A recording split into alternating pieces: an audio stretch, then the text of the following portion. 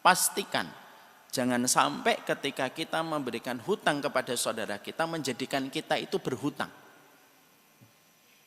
Ibaratnya, jangan menolong janda tetapi menjandakan istrimu.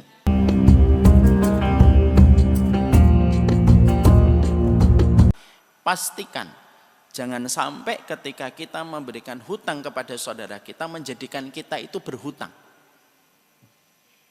Ibaratnya, jangan menolong janda tetapi menjandakan istrimu.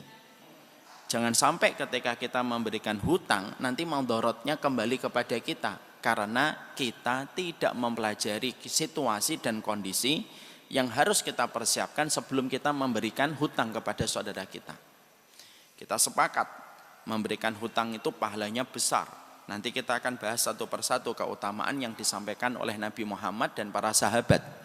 Tapi sebelum kita menukik kepada pembahasan bagaimana kita bisa mendapatkan keutamaan besar ketika memberikan hutang dan membebaskan hutang seseorang, kita harus mempelajari tentang beberapa kondisi yang harus kita miliki sebelum kita memberikan hutang kepada saudara kita dan membebaskan hutang kepada saudara kita. Apa yang pertama? Yang pertama,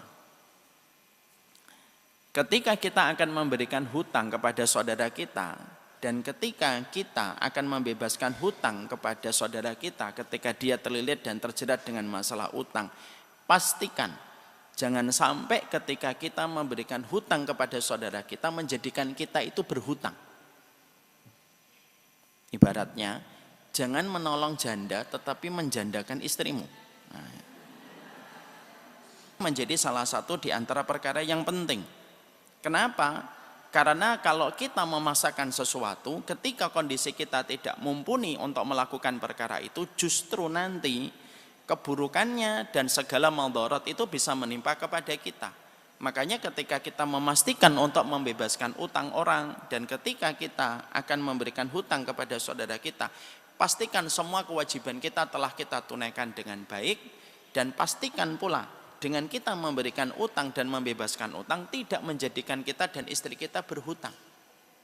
Jangan sampai ada karakter seorang istri, dia banyak memberikan hutang kepada orang lain karena dia tertarik dengan pahala besar ketika memberikan hutang tanpa dia sadari apa yang dia lakukan itu merusak kecukupan yang ada pada keluarganya dan akhirnya sang suami itu kerepotan menghadapi istrinya yang suka memberikan hutang tanpa memperhitungkan dengan baik segala rezeki yang telah didapatkan di dalam keluarga itu. Karena kita juga harus paham, infak itu tidak boleh sampai kita itu melampaui batas. Mari kita belajar di dalam surat Al-Furqan. Mari dibuka surat Al-Furqan. Ayat 67. Dibaca Ibu. Artinya aja. Bismillahirrahmanirrahim. Dan termasuk hamba-hamba Tuhan yang Maha Pengasih, orang-orang yang apabila menginfakkan harta, mereka tidak berlebihan dan tidak pula kikir. Antara keduanya secara wajar. Ya. Allah menyampaikan kepada kita di dalam surat Al-Furqan 67, walladzina idza anfaqu lam yusrifu wa lam yaqturu wa kana baina dzalika qawama. Hamba-hambanya Allah yang Maha Pengasih itu ketika mereka memberikan hutang kepada saudara mereka, lam yusrifu wa lam yakturu. Mereka tidak terlalu berlebihan tapi juga tidak terlalu pelit. Wa kana baina dzalika qawama, tetapi mereka itu di pertengahan. Jadi maaf Ibu, kalaupun kita mengetahui bahwasanya sedekah itu memiliki nilai keutamaan yang besar di dalam kehidupan agama kita, kita diberitahu oleh Allah, jangan sampai ketika kita infak itu habis-habisan. Kita infakkan mobil kita infakkan rumah kita habis, setelah itu kita menjadi peminta-minta dan pengemis. Nah ini tidak benar. Makanya kalau kita mengatakan, Ustadz kan Abu Bakar menginfakkan semua hartanya Ustadz, itu Abu Bakar. Dengan tingkat keimanan dan bagaimana dia sudah selesai dengan urusan dunianya. Tapi kita yang imannya tidak sebagaimana keimanan yang dimiliki sama Abu Bakar, maka Allah memberitahukan kepada kita, walladzina idza anfaqu wa lam yusrifu wa lam yaqturu wa kana baina dzalika qawama. Kalau kamu infak, jangan terlalu banyak yang menjadikan kamu hartanya habis, Jangan terlalu sedikit yang menjadikan kamu pelit, wa kana baina dzalika qawama, tetapi di pertengahan. Kalau kamu punya 10 miliar, maksimal 6 miliar. Kalau kamu punya 100 juta uang kamu, maka maksimal 50 sampai 60 juta. Tetap ada yang kita tinggalkan untuk istri kita, tetap ada pula yang kita tinggalkan untuk anak-anak kita. Makanya kata Umar bin Khattab radhiyallahu anhu, aku lebih senang meninggalkan warisan yang mencukupkan anakku sehingga anakku tidak menjadi pengemis, itu lebih aku cintai daripada aku berinfak seluruh hartaku tetapi setelah itu anakku menjadi pengemis dan peminta-minta setelah aku meninggal dunia. Sehingga kaidah yang pertama, kalau ingin membantu hutangnya orang, jangan sampai menjadikan kita berhutang. Hutang berapa, Mbak? 2M. Ya udah Mbak, saya transfer. Uang dia cuma 2,1 M. Ditransfer 2 miliar, tinggal 100 juta. Setelah itu akhirnya dia tidak bisa taklim, tidak bisa ikut tenang di dalam rumahnya. Kenapa? Kebutuhannya menjadi berantakan. Allah tidak menyuruh kita membebani diri kita dengan perkara-perkara yang Allah tidak wajibkan kita ketika memberatkan diri kita. Jangan takalluf, jangan membebani diri kita berlebihan dengan beban yang Allah tidak syariatkan untuk kita. Allah tidak suka. Makanya kalau ada laki-laki berkata, saya nggak mau nikah supaya bisa fokus sama Allah, Allah tidak suka. Kalau ada seseorang yang mengatakan saya tidak mau tidur supaya setiap malam saya bisa tahajud sama Allah, Allah tidak suka. Saya pengennya setiap hari saya puasa dan tidak mau makan supaya saya perutnya kosong hanya untuk Allah, Allah tidak suka. Allah itu tidak mencintai sesuatu yang sifatnya berlebihan. Saking sayangnya Allah kepada kita, sesuatu yang berlebihan itu ditahan sama Allah. Makanya Allah memberikan contoh kepada kita, ada Nabi Muhammad. Beliau menikah, beliau tidur, beliau sehari puasa, sehari tidak. Dan itu yang dicontohkan oleh Nabi. Kenapa? Karena agama kita tuh semangatnya jangan sampai kita ekstrim dalam satu perkara melebihi takaran yang ditentukan oleh Allah dan Rasul. Ada agama lain yang mereka pendetanya tidak menikah, justru Allah tidak suka. Kalau ada seseorang tidak menikah, bagaimana dia akan bisa menyampaikan tentang konsep bermuamalah dengan seorang wanita kalau saja dia tidak menikah? Kalau dia tidak nikah, tidak punya anak, pemuka agamanya nanti tidak tahu bagaimana caranya ngajarin anak kalau dia tidak punya anak. Kalau ada pemuka agama tidak menikah, maka akhirnya yang terjadi adalah bagaimana dia mengatur syahwat yang Allah anugerahkan kepada dirinya ketika dia tidak menikah. Makanya Nabi Muhammad diperintahkan menikah, Nabi Muhammad diperintahkan untuk tidur, Nabi Muhammad diperintahkan untuk makan. Jangan takalluf. Takalluf itu tidak baik. Takalluf itu tidak baik. Ibu sampai akhirnya dalam kondisi ketika punya satu rumah, lalu ada seseorang adiknya ibu memiliki hutang. Ibu jual rumahnya ibu, lalu ibu ngontrak. Dan ibu pasangkan suaminya untuk menuruti keinginan ibu. Ayo mas, kita bantu adikku. Nanti kalau kamu nggak bantu adikku, kamu tidur di luar. Ini gitu. Lalu akhirnya dijual rumahnya. Lalu akhirnya ibu ngontrak. Maka sesungguhnya itu tidak sesuai dengan apa yang Allah sampaikan di dalam surat. Yang kedua, kondisi yang penting ketika kita memberikan utang adalah orang yang memberikan hutang harus siap dengan kondisi terburuk yang dia dapatkan ketika memberi hutang. Apa kondisi terburuk? Kondisi terburuk ketika kita membayarkan hutang itu adalah sudah siap kalau kemungkinan besar utang itu tidak dibayar. Karena apa? Kita paham.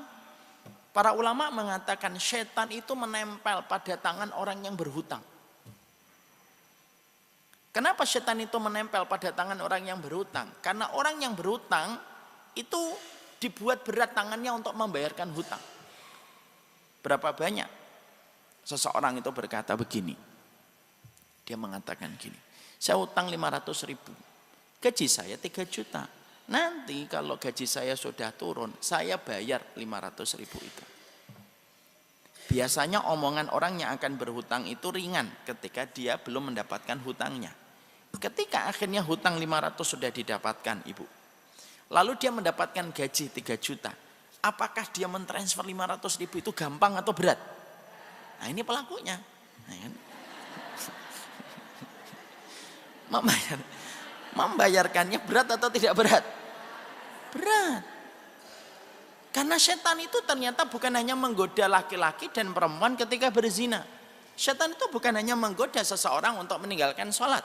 Setan itu bukan hanya menggoda kita supaya kita tidak menutupin aurat. Setan itu bukan hanya menggoda seorang untuk minum khamr. Enggak. Tapi setan itu salah satunya menggoda kita. Salah satunya apa? Kalau kita sudah berhutang dengan atas nama utang itu mubah, yang berikutnya, setan membiarkan orang itu berhutang. Tapi ketika harta itu dia dapatkan, dia nempel pada tangan orang yang berhutang itu supaya dia tidak segera membayarkan hutangnya. Sering nggak kita mendapati kasus, Ustadz, ada orang hutang sama saya. Dia tidak segera membayar, tapi dia bisa rekreasi dan wisata kemana-mana. Tidak setiap orang itu takut dengan sebuah ancaman utang. Utang itu menjadikan kamu nanti tidak disolati. Utang itu menjadikan perjalanan kamu menuju kepada Allah itu akan terhalangi. Tidak setiap orang memiliki rasa takut terhadap perkara itu, Bu. Dan kita tidak pernah tahu. Karena terkadang ada orang yang sudah berhutang kepada kita menampilkan wajah yang tidak sama dengan wajah yang dipakai ketika dia harus membayar utang. Nggak usah ngomong betul, Bu. Betul memang saya. Makanya yang kedua, yang kita harus persiapkan adalah jangan sampai hutang itu menggerogoti kesehatan hati kita. Menurunkan kualitas kesehatan kita. Gara-gara berhutang niatnya baik, tapi ujungnya malah buruk untuk kita.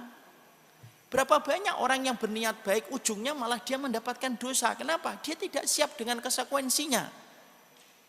Yang namanya perbuatan baik itu bukan hanya di awal. Perbuatan baik itu ada 3 fase, Bu. Ada di awal, ada di tengah, ada di akhir. Ada orang yang terkadang perbuatan baiknya itu di awal baik, di tengahnya gagal, di akhirnya berantakan. Niatnya memberi hutang, dan dia tidak siap dengan konsekuensi untuk tidak dibayarkan hutang itu. Apa yang terjadi? Akhirnya dia mencaci, maki, mencela, lalu akhirnya juga berakibat kepada dirinya. Dia memikirkan bagaimana utang itu tidak segera dibayar. Emosinya meledak-ledak setiap malam, emosinya tidak terselesaikan. Dan akhirnya bisa menggerogoti kehidupan kita di masa senja. Ingat loh, Bu, tadi kan saya sempat dengar dokternya bicara tentang cancer. Semua penyakit berat itu salah satu pemicunya adalah emosi yang tidak pernah terselesaikan. Jadi kalau kita sudah memberi hutang, kita harus siap konsekuensinya. Yang kita harapkan itu adalah Allah semata. Karena apa? Ada 2 kemungkinan. Dia membayarkan lalu bertambah cintanya kepada kita. Atau yang kedua, dia tidak membayar dan akhirnya menjadi musuh nyata untuk kita setelah sekian lama kita berteman dan bersahabat dengannya. Yang ketiga, yang kita harus mengerti tentang masalah hutang itu apa? Jangan sampai kita mengungkit hutang itu karena ujian paling berat setelah memberikan utang adalah kita lalu mengingat-ingat bantuan yang pernah kita berikan kepadanya. Mari kita buka di dalam surat Al-Baqarah 264. Wahai orang-orang yang beriman, janganlah kamu merusak sedekahmu dengan menyebut-nyebutnya dan menyakiti perasaan penerima. Seperti orang yang menginfakkan hartanya karena ria atau pamer kepada manusia dan dia tidak beriman kepada Allah dan hari akhir. Perumpamaannya orang itu seperti batu yang licin yang di atasnya ada debu. Kemudian batu itu ditimpa hujan lebat. Diulangi lagi dari awal, Bu. Wahai orang yang beriman. Wahai orang-orang yang beriman, janganlah kamu merusak sedekahmu dengan menyebut-nyebutnya dan menyakiti perasaan penerima. Ya. Artinya bahwasanya, Ibu, ketika nomor 3 ini berkaitan nomor 2. Kadang-kadang ketika kita memberikan hutang kepada seseorang dan kita meniatkan itu karena Allah, jangan sampai usaha kita untuk mengingatkan dia untuk membayar hutang itu menjadikan kita mengeluarkan kalimat-kalimat yang tidak sepantasnya. Lalu tanpa kita sadari keutamaan pahala memberikan utang menjadi hilang hanya karena kita mengiringi apa yang kita sampaikan kepadanya dengan perkataan yang menyakiti hatinya. Contoh, ada orang yang berhutang kepada ibu, tidak bayar-bayar. Qadarullah dia pakai cadar. Lalu ibu menyalahkan cadarnya. Alah mbak, lebih baik kayak saya nggak usah pakai cadar, tidak punya utang mbak. Daripada kamu pakai cadar, utang nggak bayar-bayar. Ini jangan. Ada seorang yang utang sama bapak, lalu ternyata bapak itu ternyata suka ngaji. Lalu suka kita menyebutkan, biasanya saya sering sekali baca di komen itu. Saya punya teman rajin ngaji tapi sekali yang bayar utang susah. Kenapa kita harus menyalahkan syariat yang lain? Makanya Allah menyampaikan kepada kita, ya ayyuhalladzina amanu la tubtilu shadaqatikum bil mani wal adza. Sudah, kalau sedekah saja tidak boleh kita sertakan dengan mengungkit-ungkit dan mengingat dan memberikan kata-kata yang menyakiti hatinya. Sama orang yang kita berikan utang lalu dia tidak kunjung dia untuk membayarnya, tetap koridornya tidak boleh nyakitin. Agama yang paling menjaga kita supaya kita tidak mudah untuk menyakitin orang itu cuma Islam, Bu. Walaupun memang ibu yang memberikan hutang, walaupun dia tidak segera membayar hutang, tapi menyebutkan dengan kalimat yang menyakiti itu beda perkara. Ya sudah, yang kita lakukan adalah ngingetin, mbak utangnya mbak, iya, mbak utangnya, iya. Mentok, ibu nulis WA-nya kapital semua, itu udah mentok. Mbak utangnya, kalimat serunya ada 27 kali, itu mentok. Tapi kita tidak boleh lalu kemudian menyebutkan ini pantas ya. Makanya saya dengar bapakmu dulu juga punya utang. Kalimat-kalimat kayak gitu, itu biasanya dikipasi oleh setan. Jadi setan itu bukan hanya menempel kepada mereka yang berhutang supaya berat membayarkan hutangnya.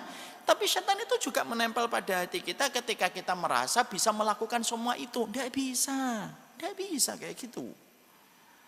Agama kita itu agama yang detail, menjaga border dan menjaga boundary supaya kita itu tidak nyakitin orang. Memang betul kamu yang sedekah, tapi nggak boleh kamu menyakitin. Memang betul kamu yang memberikan hutang, tapi kamu tidak boleh nyakitin. Mengingatkan dengan tegas, boleh. Menyampaikan ancaman-ancaman dalam hadis Nabi, boleh.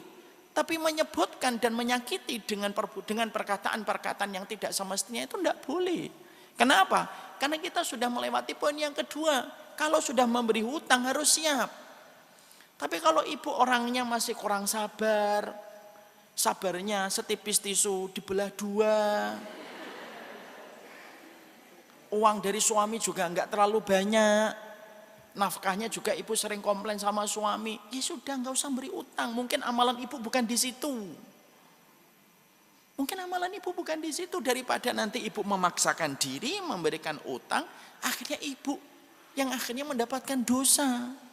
Ibu ngomong ke setiap orang, setiap habis ngaji ibu ngomongin, dia itu utang sama saya mbak, sampai satu RT tahu semuanya. Maka sesungguhnya itu merupakan perkara yang diingatkan oleh Allah, ya ayyuhalladzina amanu la tubtilu shadaqatikum bil manni wal adza. Jangan kamu mengikuti sedekah kamu dengan perbuatan mengungkit-ungkit dan menyakiti. Ya sudah, kita ingetin 1 kali, 2 kali, 3 kali. Kita harus ingat, kalau sudah berapa kali kita ingatkan tidak kunjung membayar, yang kita ingat satu, selama hutang itu belum dibayarkan untuk kita, selama itu pula kita dinaungi dengan berkah. Sudah.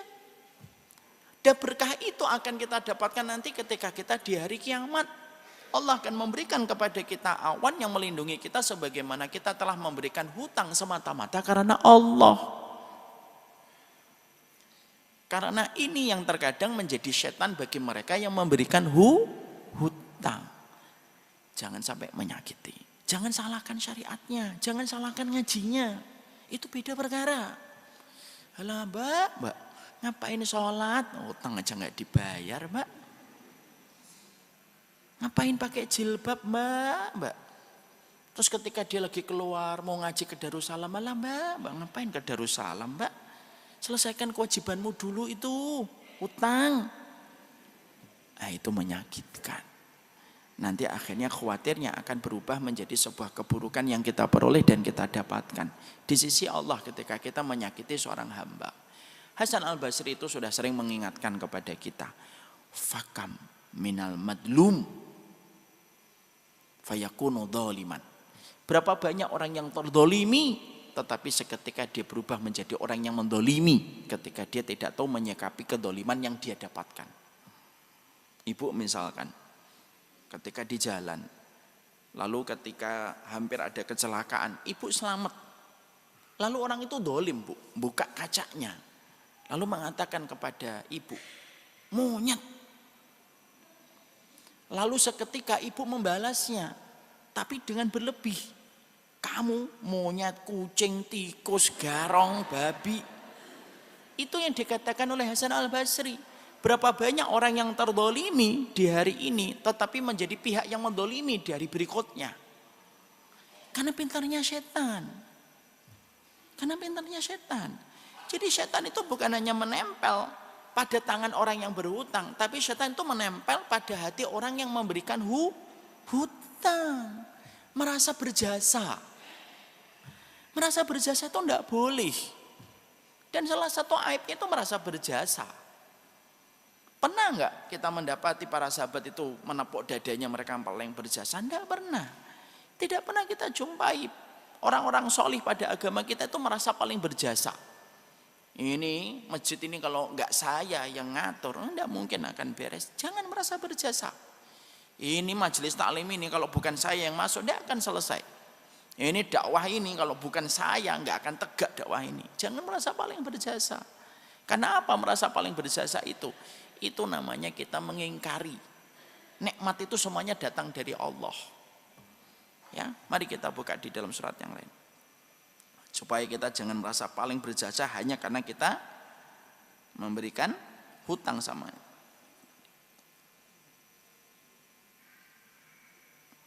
Dibuka di dalam surat An-Nahl 83.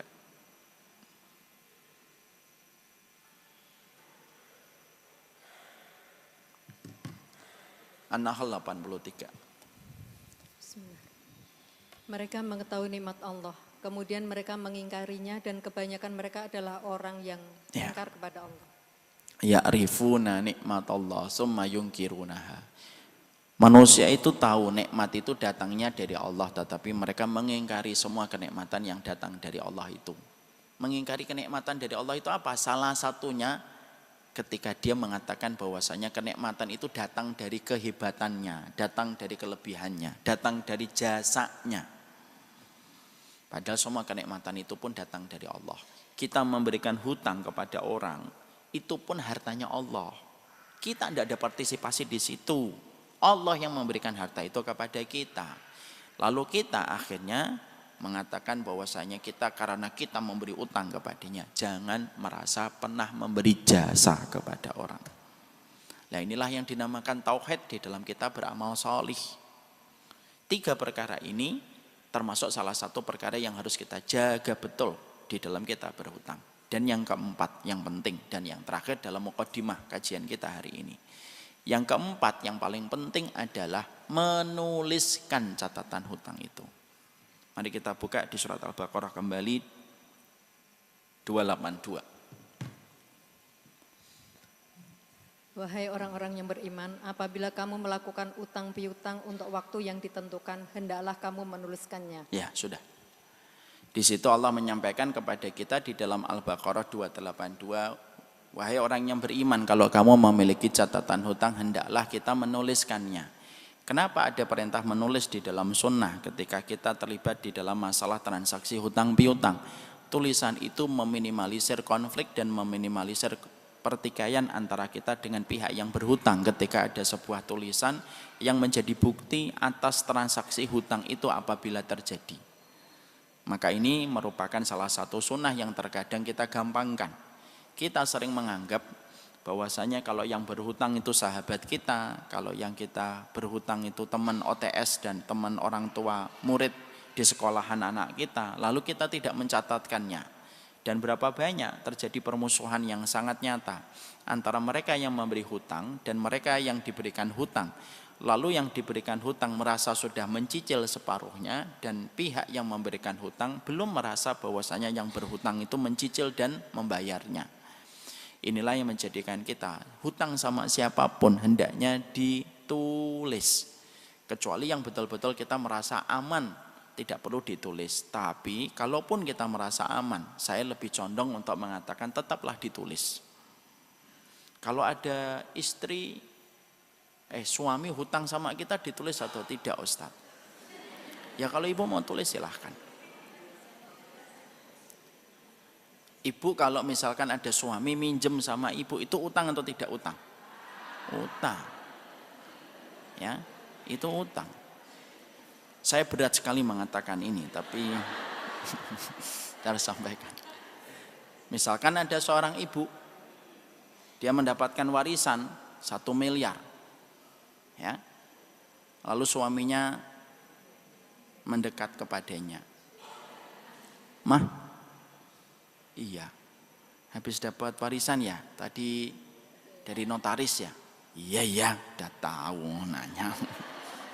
Biasanya perempuan tuh kalau udah megang uang banyak itu sombong. Kecuali yang dirahmati oleh Allah.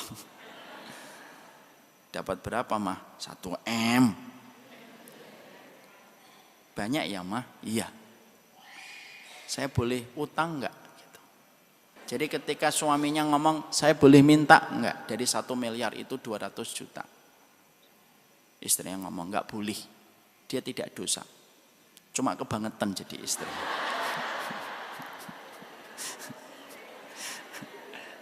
Cuma kebangetan jadi istri. Dan sang suami pasti menyesal itu menikahinya. Tapi tidak bisa mengulang kembali. Tapi semacam itu kalaupun terjadi akhirnya hutang, maka sesungguhnya kalau kita memang sudah merasa aman dengan dirinya, tidak apa-apa, tidak mencatatkannya. Dilanjutkan Bu tadi, surat 282, supaya kita paham utuh ayatnya. Dan hendaklah seorang penulis di antara kamu menuliskannya dengan benar. Janganlah penulis menolak untuk menuliskannya sebagaimana Allah telah mengajarkan kepadanya, maka hendaklah dia menuliskan.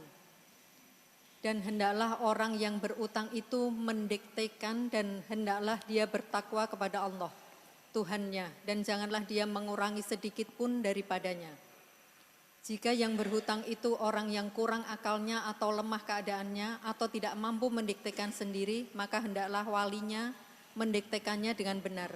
Dan persaksikanlah dengan 2 orang saksi laki-laki di antara kamu. Ya, kalau bisa ada saksi. Ini termasuk salah satunya. Makanya bermaterai itu termasuk salah satu di antara kisi-kisi untuk menjaga legalitas dan kekuatan hukum pada setiap transaksi hutang piutang. Dan orang yang berhutang jangan merasa risih dan merasa tabu ketika diberikan selembar surat. Banyak orang yang berhutang ketika harus ditulis, apa perkataan mereka yang berhutang? Emang kamu gak percaya sama saya? Ini bukan masalah percaya dan tidak percaya sebenarnya, tapi ini merupakan masalah yang dituntunkan dan dibimbingkan oleh Allah pada kehidupan kita. Teruskan Ibu. Jika tidak ada saksi 2 orang laki-laki, maka boleh seorang laki-laki dan 2 orang perempuan di antara orang-orang yang kamu sukai dan dari para saksi yang ada. Agar jika yang seorang lupa, maka ya seorang lagi mengingatkannya. Ya. Kenapa saksinya 2? Supaya ketika yang satu lupa atau yang satu mungkin meninggal dunia, maka yang satunya ini masih bisa menggantikan untuk memberikan kesaksian. Teruskan. Dan janganlah saksi-saksi itu menolak apabila dipanggil. Dan janganlah kamu bosan menuliskannya untuk batas waktunya, baik utang itu kecil maupun besar. Tuh, utang kecil atau utang besar. Makanya maaf Ibu. Kebiasaan kita ini terkadang ketika kita berhutang sama yang kecil-kecil, maka lebih baik kita tidak usah utang, tapi lebih baik kita minta. Daripada kita mengatakan utang ya Mbak 5.000, setelah itu lupa. Lebih baik kita mengatakan minta 5.000, mau bayar parkir. Ya.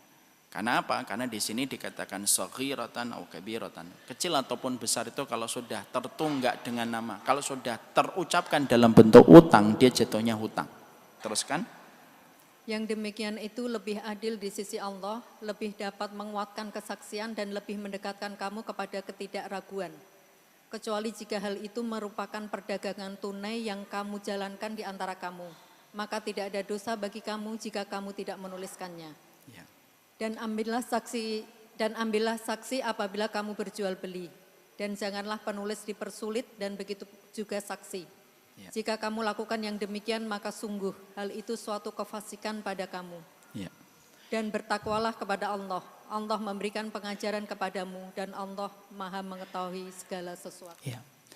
Jadi akhirnya disitulah kita memahami bahwasanya ketika kita merasa aman dan kita sangat percaya dengan orang yang berhutang, kita boleh tidak menuliskannya. Tetapi menuliskannya itu jauh lebih baik, dan itu termasuk salah satu karakter dalam persoalan sunnah. Dan itu dapat meminimalisir pertengkaran dan konflik yang terjadi antara kita dengan mereka ketika kita mencatatkan dalam bentuk yang rapi. Ketika kita sepakat bahwasanya hutang itu merupakan masalah mubah tapi berdampak besar pada urusan dunia dan akhirat dan kehidupan surga seseorang, jangan pernah kita menganggapnya remeh kecuali kita menataknya dengan tatanan yang ditetapkan oleh Allah. Mencatatkan hutang bukan karena tidak percaya, mencatatkan hutang karena sesungguhnya mengamalkan sunnah itu memberikan keberkahan dalam setiap transaksi dan muamalah yang kita kerjakan. Dan itulah sejatinya yang kita periksa di dalam kita memberikan hutang.